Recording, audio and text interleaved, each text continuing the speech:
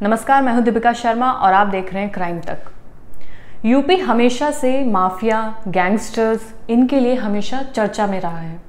अब वो चाहे अतीक हो या कोई और गैंगस्टर हो, लेकिन अब जो नाम सामने आया है वो यूपी के गोरखपुर से सामने आया है। मैंने आपको कई ऐसी माफिया क्वीन की कहानी सुनाई है जिनमें अब ये एक और नाम शामिल होने जा रहा है। फिलहाल ये माफिया क्वीन देवरिया जेल में बंद है और इसके ऊपर तमाम तरीके के आरोप हैं। वो आरोप लूट के हैं, हत्या के हैं, ड्रग स्मगलिंग के हैं और कई चीज़ों के आरोप इस पर शामिल हैं। ये 40 साल की गीता तिवारी, जो कि अब माफिया क्वीन के नाम में शामिल हो चुकी है, इसने नाम अपना दायर करवा दिया है। इसको गैंगस्टर एक्ट के तहत इस पर मामला दर्ज हो चुका है।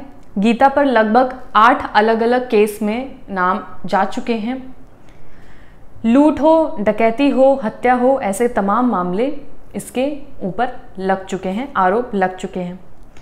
गीता तिवारी को पूर्वांचल की लेडी डॉन कहा जाता है। सोचिए, इतना बड़ा टाइटल एक महिला को मिल गया है तो ये गलत, पर उसमें इतना दम रहा, उसने इतनी चीज़ें करी जो उसे पूर्वांचल का लेडी डॉन कह दिया गया, और वो भी पहली ऐसी महिला अपने इलाके से। ये उन लोगों के लिए बहुत ही ज़्यादा इज्जत वाली बात होती है, लेकिन हमें तो पता है कि जो गलत है वो गलत है। गोरखपुर जेल में गीता ने कैदियों के साथ भी मारपीट की।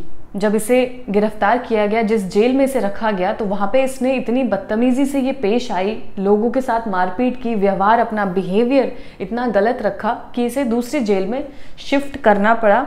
इसके बाद इसे देवरिया जेल में शिफ्ट कर दिया गया। जब इसकी शिकायतें इतनी आने लगी, लोगों के साथ इसने इतनी मारपीट की, इतना गंदा व्यवहार किया, तो जाहिर सी बात है इसकी शिकायत दर्ज की गई और उसके बाद इसकी जेल को शिफ्ट कर दिया गया।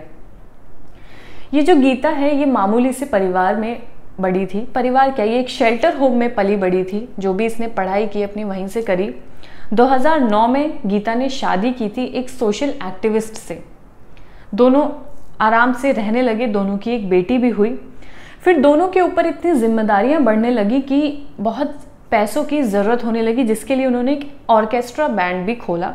लेकिन जाहिर सी बात है, वहाँ से उन्हें इतने पैसे नहीं मिल पाए जितनी उन्हें ज़रूरत थी अपने घर को पालने के लिए, अपनी बेटी को पढ़ाने के लिए, उसकी जिम्मेदारी उठाने के लिए। फिर इन दोनों ने ऐसा काम किया जिसे सुनकर आप शायद दंग रह जाएंगे, यूं लगेगा कि ये तो आम बात हो चुकी है। हुआ ये कि दोनों ने ड्रग स्मगलिंग करना शुरू कर दिया। अपने घर पर ये लोग ड्रग्स रखते थे। फिर अचानक एक दिन जब पुलिस को कोई टिप मिली तो इनके घर पे छापेमारी की गई। छापेमारी के बाद गीता तिवारी को गिरफ्तार कर लिया गया और जेल भेज दिया गया।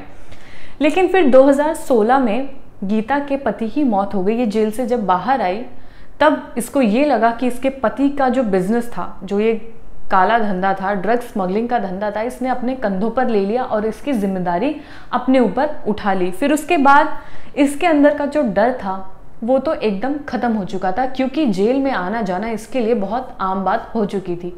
पति नहीं था, जिम्मेदारी खुद पर थी, स्मगलिंग ड्रग्स की ये करती थी। उस सिलसिले में ये अपराधियों से मिलने लगी, उनके साथ उठना बैठना शुरू हुआ। बड़े बड़े अपराधी, छोटे छोटे अपराधी, गली के चेन स्नैचर से लेकर ड्रग्स जो स्मगलिंग करते थे उससे लेकर हाथापाई, गुंडे, ऐसे मवालियों के साथ इसका उठना बैठना हो गया था। डर इसके अंदर बिल्कुल नहीं था और जेल आना जाना तो आम बात हो चुकी थी।